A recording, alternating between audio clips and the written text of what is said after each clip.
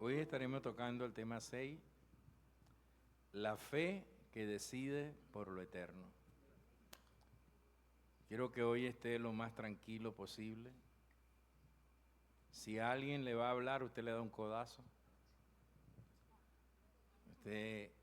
Hoy vamos a estar pendientes de la palabra, de lo que Dios quiere ministrar a nuestras vidas, conforme a la necesidad que cada uno trae.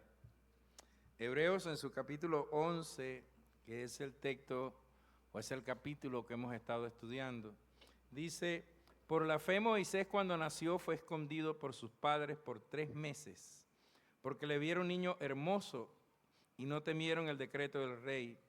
Por la fe Moisés, hecho ya grande, rehusó llamarse hijo de la hija de Faraón, escogiendo antes ser maltratado con el pueblo de Dios, que gozar de los deleites temporales del pecado, teniendo por mayores riquezas el vituperio de Cristo que los tesoros de los egipcios, porque tenía puesta la mirada en el galardón.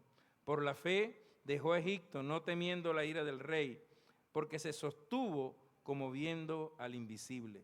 Por la fe celebró la Pascua y la aspersión de la sangre, para el que destruía a los primogénitos no los tocase a ellos. Por la fe pasaron el mar Rojo como por tierra seca, e intentando los egipcios hacer lo mismo, fueron ahogados.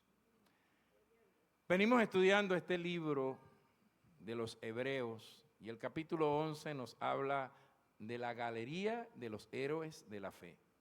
Hemos hablado la primera semana de Abel, con un sacrificio excelente; Enoc, el que camina con Dios, o la fe que camina con Dios; Noé, la fe contra todo pronóstico; el patriarca Abraham ilustró una fe que obedece; y la semana 5, la fe que espera lo imposible, que lo habló la pastora este domingo pasado extraordinariamente.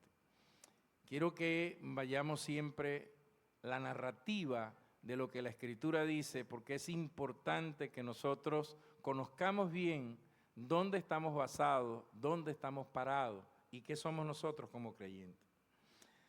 La vida entera se compone de decisiones. Dios creó al hombre con libre albedrío para tener conciencia de las decisiones que él puede tomar. Ahora, esa capacidad que tenemos nosotros de escoger es una capacidad que Dios nos entregó para que la sepamos utilizar. Alguien dijo que la decisión oportuna es el secreto de los grandes caracteres. La decisión oportuna forma grandes caracteres. Indudablemente que para el creyente las decisiones que tomamos en la vida diaria determinan nuestro carácter y aún nuestro destino. Somos las decisiones que nos atrevemos a tomar. Y cada decisión trae consecuencias positivas o negativas. Hebreos 11 no es solamente el salón de la fama de los héroes de la fe, sino que detalla múltiples ejemplos de decisiones que hay que tomar. En el curso de la vida, las decisiones nos van a afectar y van a ir más allá de lo que nosotros pensamos, porque afectan generaciones. Lo que decida usted hoy, sus hijos, sus nietos, sus bisnietos, se lo van a agradecer si es para bien. De todas estas decisiones que uno ve en el libro de Hebreos, en su capítulo 11, quizás la más importante, la más trascendente, haya sido la decisión que tomó Moisés. Moisés es conocido como el gran legislador, el hombre que sentó las bases, las leyes, para que Israel llegara a ser lo que es hoy en día como nación. Hay 2 grandes hombres que aparecen en la antigüedad que determinaron futuro. Fue Abraham y fue Moisés. Ahora, la vida de Moisés, que es lo que vamos a ir estudiando hoy poco a poco, se decidió en casa. Y usted dirá, ¿cómo es eso? ¿Cómo que se decidió en casa? Se inicia con una decisión de sus padres. El versículo 23 dice: por la fe Moisés, cuando nació, fue escondido por sus padres por 3 meses, porque le vieron niño hermoso y no temieron el decreto del rey. Ahora, es interesante ir un poco atrás para conocer cuál era ese decreto que había pasado. ¿Por qué ellos no temieron a lo que el rey había dicho? Amram y Jacob, o Jocabec, son la padre y la madre de Moisés.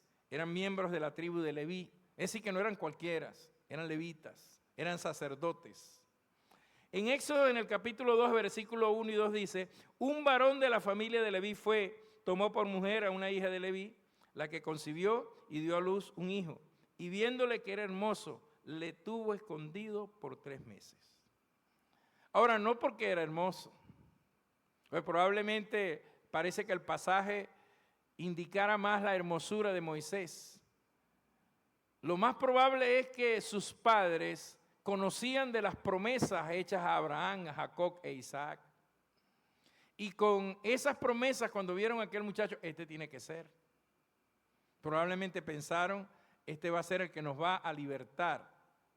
Y por eso lo escondieron y no temieron a un decreto que había hecho el rey. ¿Cuál era ese decreto? Que todos los niños que nacieran de los hebreos deberían ser muertos.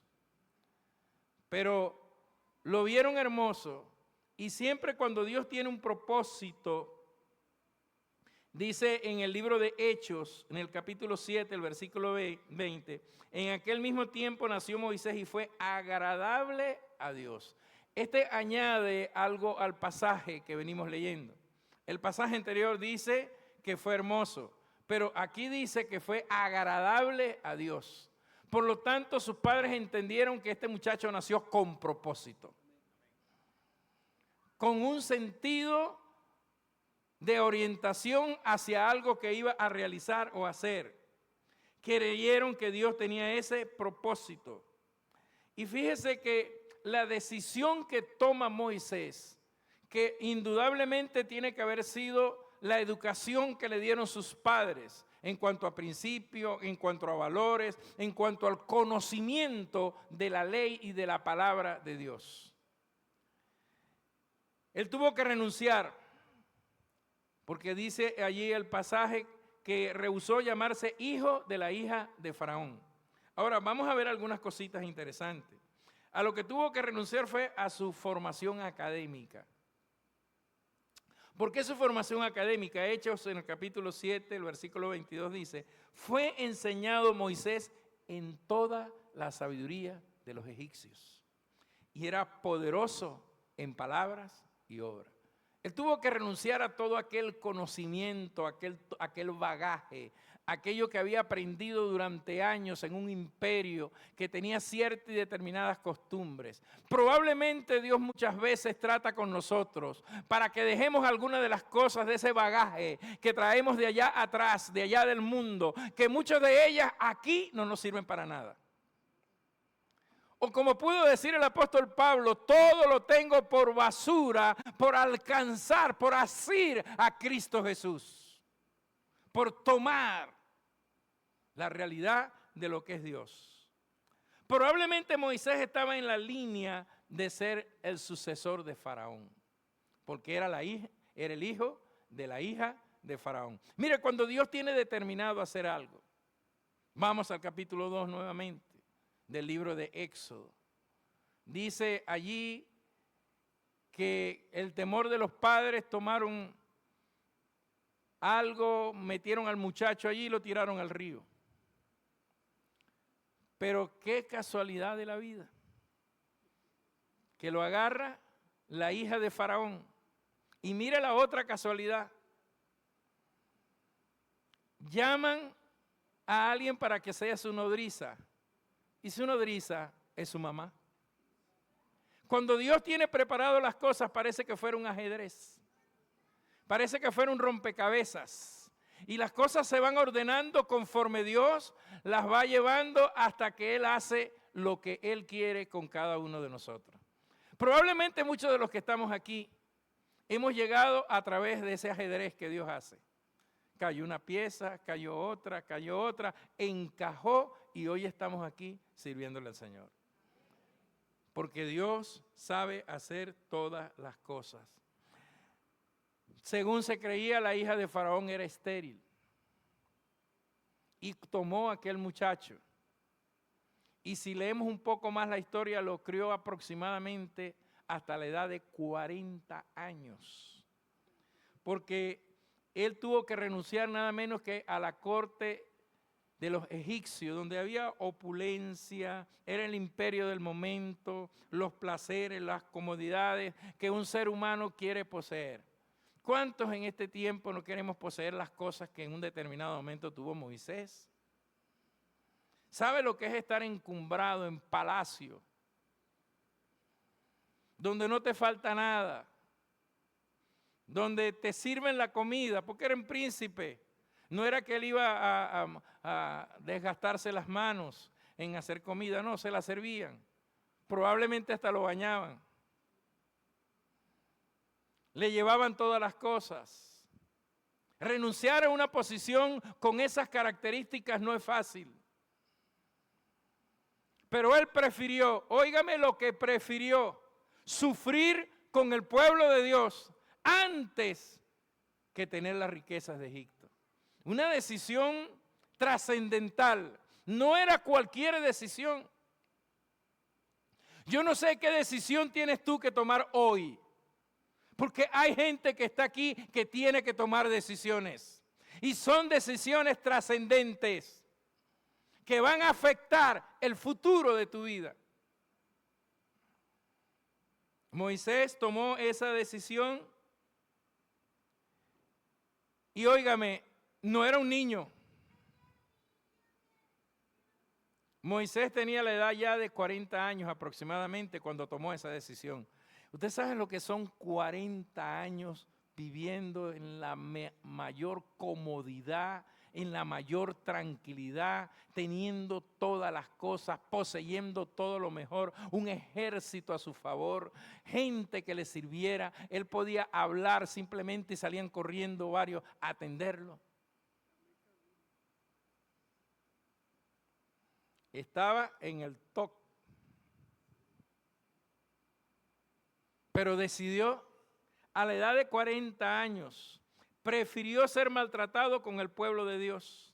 Es decir, que no fue una decisión impulsiva, emocional, sino que fue algo pensado, algo estudiado, algo que llevó tiempo. Probablemente comparó,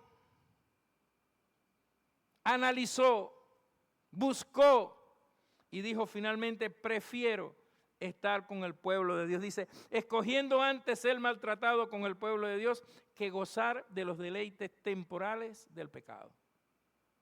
Él sabía quién era. Tenía una formación, tenía una educación. Desde su niñez, su madre Jocabed le había enseñado la palabra de Dios.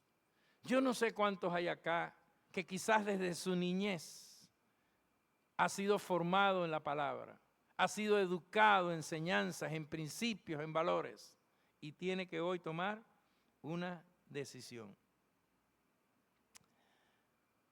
Cuando vamos al capítulo 2, volvemos hacia atrás. En ese capítulo 2 del libro de Éxodo narra toda la historia de Moisés, de qué le pasó. Él sabía quién era y sabía que Dios lo había llamado a libertar al pueblo de Israel. Pero sabe que a esa misma edad de 40 años, él fue, vio a un egipcio que estaba maltratando a sus hermanos y agarró y mató al egipcio. Al otro día, Moisés va y ve que dos de sus hermanos hebreos, israelitas, estaban batallando, peleando, discutiendo, estaban en una riña. Y Moisés se mete y dice, epa, no hagan así. Y ellos le responden y le dicen, ¿quién eres tú? ¿Quién te ha puesto por príncipe y juez de nosotros? Y le dicen, ¿vas a matarnos como mataste al egipcio? Moisés ahí inmediatamente se dio cuenta que se había descubierto el hecho de que él había matado al egipcio.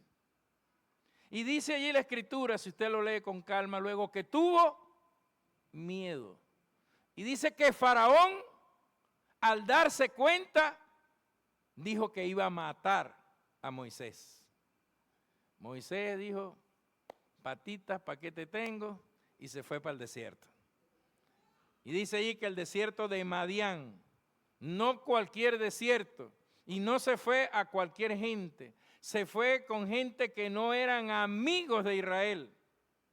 Y se casa con una de las hijas de Jetro y pasa 40 años en un desierto. 40 años, miren las dos cosas, el contraste de estar en la opulencia a pasar a comer tierra, a estar en un desierto, animales ponzoñosos, de noche mucho frío, de día calor, no hay mucha agua, no hay muchos alimentos, no hay quien le sirva y quien le lleve, no hay quien lo atienda. Y Moisés tiene que aprender allí el duro trato de Dios para con su vida después de haberlo tenido todo. Probablemente tú en la vida en algún momento alguien que está en este lugar lo tuvo todo, pero Dios está tratando contigo, Dios está tocando tu corazón. Lo que estás viviendo no es producto del enemigo, es producto de que Dios está tratando, trabajando con tu corazón porque quiere hacer algo extraordinario. Y cuando Dios quiere hacer algo con nosotros, nos lleva al desierto. Porque en el desierto es donde aprendemos a depender de Dios. Y en el desierto es donde conocemos su misericordia. En el desierto es donde aprendemos de provisión. En el desierto es donde podemos decir, Dios, perezco. 40 años. Un año por cada año de abundancia. 40 años pasó allí en el desierto. A veces nosotros queremos tomar decisiones también de tipo impulsivas. Y eso fue lo que le pasó a Moisés. En un momento dado tomó una decisión impulsiva, quiso ir a libertar al pueblo porque él sabía que Dios lo iba a utilizar para libertar al pueblo. Pero lo hizo en su carne, en sus impulsos, en sus deseos. Y mire todo lo que pasó. Tuvo que estar entonces 40 años en el desierto. Humanamente, la decisión de Moisés de abandonar el palacio es una locura. ¿Cuántos estarían dispuestos a abandonar el palacio? A lo mejor usted lo que tiene es una casa y un carro y dice, jamás en mi vida me salgo de allí. Pero imagínese que Dios le dice y le diga hoy, dame todo lo que tienes. Usted diría, diablo, no me sigas hablando.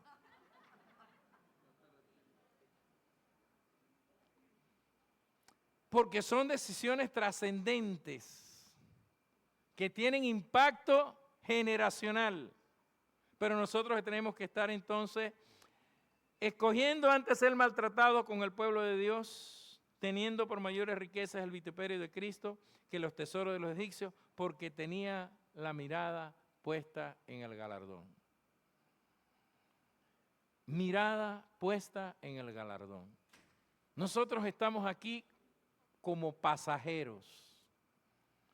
Y le he dicho en otras ocasiones, no se arraigue en la tierra, no se ancle sobre este terreno, ánclese en la libertad con la cual Cristo nos ha hecho libres.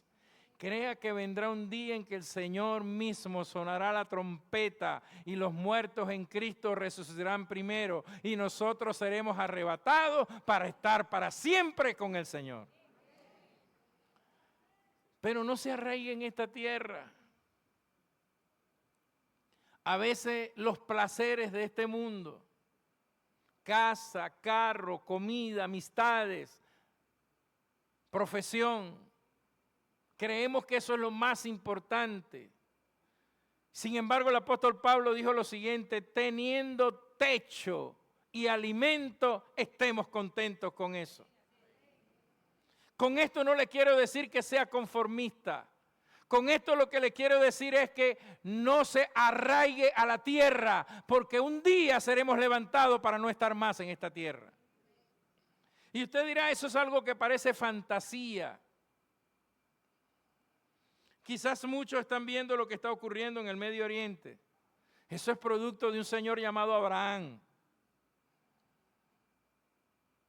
que su decisión afectó generaciones hasta el día de hoy, por un consejo que le dio su esposa. Así que cuidado con los consejos de la esposa. Porque muchos pueden ser muy buenos y son muy buenos. Por cierto, felicitaciones a las mujeres en su día.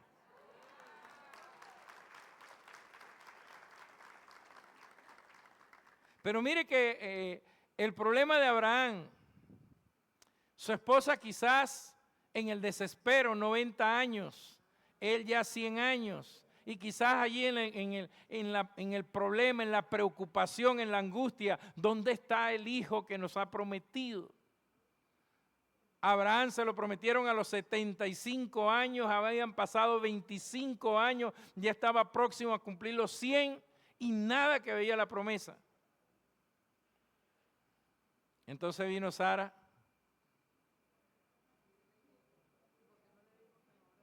buscó una solución factible en aquella época, de acuerdo a la cultura de la época, no de los hijos de Dios, pero sí de los que estaban alrededor, eran sus costumbres. Y entonces tuvo que tener un hijo con Agar, y ese hijo vienen a ser los ismaelitas, mejor conocidos como los árabes, que hasta el día de hoy son enemigos de sus primos hermanos, los israelitas o los judíos. Esa es una guerra que usted tendría que leer toda la Biblia para entender esa locura de cómo el error de un hombre causó todo esto que hasta el día de hoy está presente. Eso quiere decir, mi hermano, que nuestras decisiones no son cualquier cosa. Y a veces no nos damos cuenta que nuestras decisiones determinan futuro y cambian el curso de la historia. No debió ser así, pero Abraham tomó una mala decisión y cambió el curso de lo que Dios quería en un determinado momento hacer. Dice que el versículo 27 que por la fe dejó Egipto, porque se sostuvo como viendo al invisible. Egipto quedó atrás, tu pasado quedó atrás, tu estilo de vida pasado quedó atrás.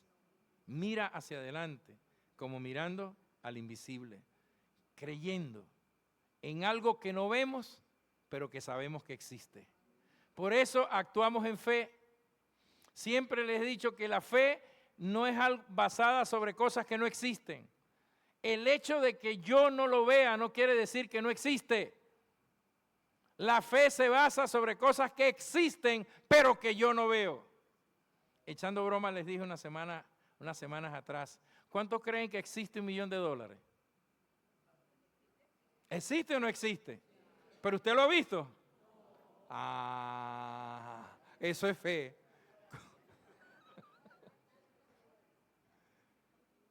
Comience a creer que existe y trabaje por obtenerlo. Porque es la verdad, eso existe. Entonces, ¿qué es la fe? Es la acción que hacemos sobre algo que no estamos viendo, pero que estamos creyendo que existe. Dios existe, Él es real, es nuestro Rey, es nuestro Señor. El hecho de que usted no lo vea no quiere decir que no existe. Por eso Él se mantuvo como viendo al invisible. Salió de un lugar aparentemente mejor, pero para hacer la voluntad de Dios. Y cuando hacemos la voluntad de Dios, las cosas cambian. Ahora Moisés está en el desierto. Y allá en el desierto ahora Dios sí le habla. Capítulo 3 del libro de Éxodo. Y ahí Dios sí le habla y ahora dice que una zarza que él ve ardiendo y oye una voz que le dice, quítate el calzado de tus pies, que el lugar que pisas, santo es. Y mire, leímos un pasaje allí en la parte, si usted se va dando cuenta en la secuencia, que decía que era un varón poderoso en palabras y en obra. Pero mire que cuando Dios lo trata y cuando Dios le habla, entonces le dice, tú irás a libertar al pueblo. Le dio una vara como señal. Le dijo, mete tu mano en el costado y luego la vuelves a sacar.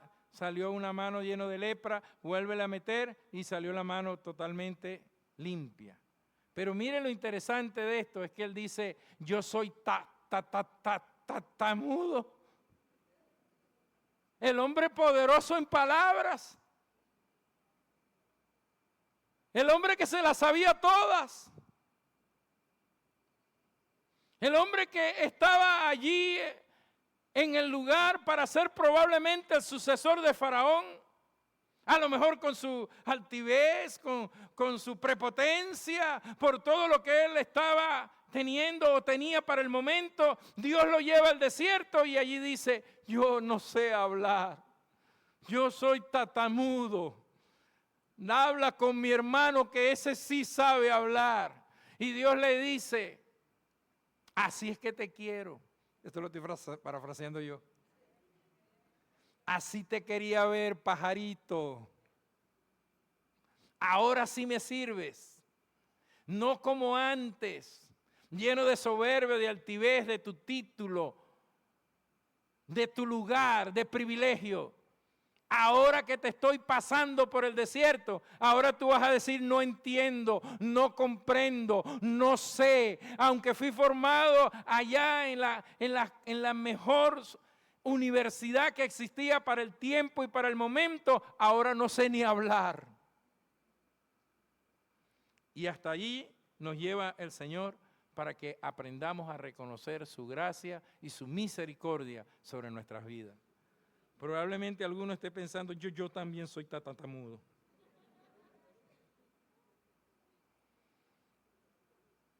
Porque Dios sabe hacer las cosas. Y mire que las hace muy bien. Y le voy a decir que llevamos más palos que una gata ladrona. Para finalmente tener que reconocer que Dios tiene la razón en todas las cosas. Que Él es soberano sobre todas las cosas. A veces peleamos con Dios, discutimos con Dios, le decimos que no es así. Epa, no es como usted quiere, es como Dios determina. Y probablemente, quizás, a muchos de los que estamos en este lugar, hemos tenido el privilegio, la oportunidad de hacer una carrera universitaria, ser formados en diferentes áreas, hacer cursos, talleres, diplomados y demás cosas. Probablemente usted tiene empresa, negocio, tiene lugares de privilegio, pero nada de eso pesa cuando tengas que tomar la decisión de servir al Rey de Reyes y Señor de Señores. Allí es cuando vamos a ver qué es lo más importante. ¿De qué le vale al hombre tener todas las riquezas? Dice un pasaje por allá. El hombre dijo, tumben los graneros, que Dios me ha bendecido tanto. Y oyó una voz que le dijo, necio, mañana vienen a buscarte.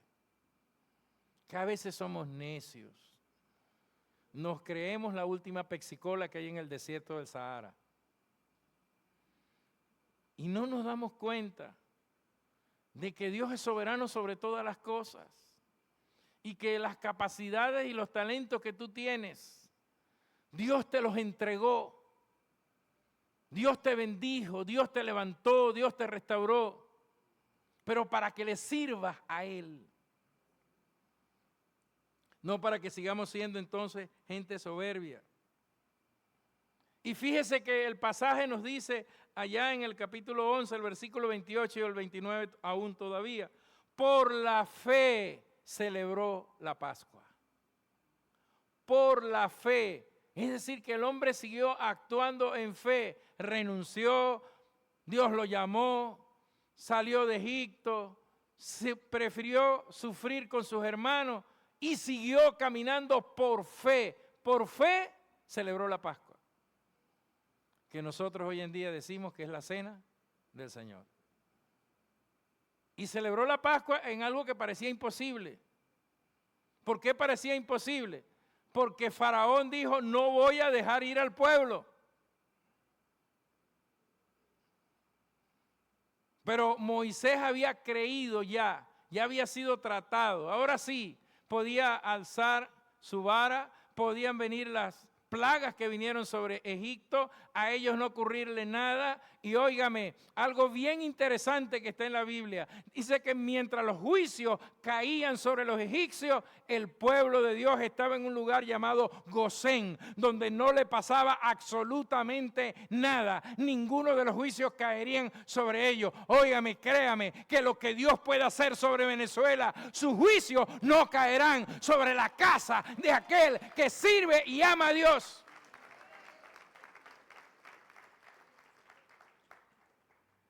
Quizás lo que voy a decir no estoy metiéndome en el terreno de lo político, sino que Dios sabe cómo Él hacer las cosas. Pero ¿cuántos quizás que estaban en su momento en casa militar salieron?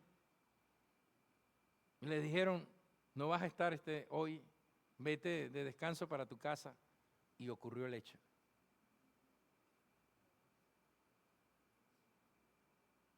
Dios preserva nuestras vidas y preserva la vida de sus hijos.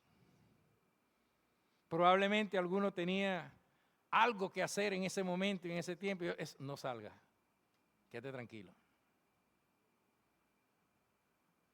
Y usted dirá, eso es una casualidad. No, las cosas de Dios no son casualidad, son causalidad. Dios tiene su causa. Él sabe por qué está preservando tu vida. Él sabe por qué te está guardando. Él sabe lo que quiere hacer contigo, porque Él es Dios sobre todas las cosas. Y luego dice que pasaron el Mar Rojo como en seco. Mire las cosas que Dios hizo con Moisés después de meterlo 40 años en el desierto. Moisés en un determinado momento seguía siendo Moisés, el humano. Nosotros seguimos siendo los mismos, los humanos. Moisés en un determinado momento se paró y vio hacia adelante un mar y hacia atrás los egipcios persiguiendo. Y dijo, Señor, ¿qué hago? Hay momentos para orar y hay momentos para accionar. Y el Señor le dijo, toma la vara y abre el Mar Rojo. La fe es acción. Y dice allí que pasó el pueblo de Israel en seco, por en medio del mar, uno de los milagros más portentosos que aparecen en la Biblia, donde algunos han dicho que es un mito, que eso no es real, que no es posible. Óigame, para Dios todo es posible, para Él no hay imposibles. Por eso no importa la enfermedad, la situación, lo que estés viviendo, lo que estés pasando, si Dios determina bendecirte, te va a bendecir. Si Dios quiere sanarte, Él te va a sanar. Si Él te quiere levantar, Él te va a levantar. Si Él quiere restaurar tu hogar, tu familia, tu matrimonio, Él lo va a hacer. Porque para Él no hay nada imposible. Para nosotros sí. Porque nos asustamos, nos da miedo. La situación política, económica, social del país nos llena a veces de preocupación, de angustia, de qué va a pasar con los hijos, qué van a pasar con los años, dónde van a estudiar, qué vamos a hacer. Y comenzamos a preocuparnos, y cuando nos comenzamos a llenar de preocupación, comenzamos entonces en la antítesis. Ya no es fe, ya es temor. La fe no, la fe avanza, la fe sigue adelante, así que sigue adelante, Sigue adelante, sigue peleando la buena batalla de la fe. Toma tu vara y expresa la palabra y comienza a decir, el mar se abre, las oportunidades se abren, tu familia será bendecida, tu negocio será bendecido. Óigame, las oportunidades, Dios las abre para que tú las aproveches y que sepamos en el momento lo que Dios quiere. Y pasaron entonces por tierra seca en medio de un mar. Así que Dios puede hacer cosas extraordinarias contigo. Pero ¿a qué tenemos que renunciar? ¿A qué usted o yo que estamos aquí ya en esta tarde tenemos que renunciar? El orgullo, la altivez, a mis títulos, a mi formación académica, o a mi formación familiar, o a mi formación social, o a mis amistades, mis amigos. ¿Sabe? Hay tantas cosas a las cuales tenemos que renunciar para poder realmente seguir adelante. Porque las amistades muchas veces cuando aceptamos al Señor, entonces dejan de ser amistades. Porque no quieren seguir el mismo camino que nosotros estamos siguiendo. ¿Qué cosas tienes que dejar? ¿Un hombre que no te pertenece? ¿O una mujer que no te pertenece? ¿Un adulterio? ¿Una fornicación? Algo que sabes que tienes que abandonar si quieres avanzar. No estamos aquí. Lo terrenal pasa, pero lo celestial permanece. ¿A qué tenemos que renunciar? Cuánta soberbia, cuánto orgullo, cuánta altivez por querer hacer como nosotros queremos. Siempre buscamos un culpable. Culpable papá, culpable mamá, culpable el tío, culpable el primo, culpable la circunstancia, la situación. Pastor, es que usted no entiende. Usted no ha vivido lo que yo he vivido, pero tú no has vivido lo que yo he vivido. Y todos tenemos que tomar decisiones. Y son decisiones que afectarán el futuro de nuestros hijos, de nuestra familia y de nuestras generaciones. Moisés se mantuvo como viendo al invisible. Moisés después promulgó la ley. Y por esos principios se rige hasta el día de hoy el pueblo de Israel. Pero si no hubiese sido por ese hombre, que Israel desobedeció en un determinado momento y nosotros fuimos injertados en el olivo. Somos lo que somos por la gracia de Dios. Somos lo que somos por su misericordia. A veces hemos tomado muy malas decisiones. Pero a pesar de eso, Dios nos sigue bendiciendo. Y Dios nos da otra oportunidad. Porque Dios es el Dios de las oportunidades. ¿Puede ponerse en pie, por favor?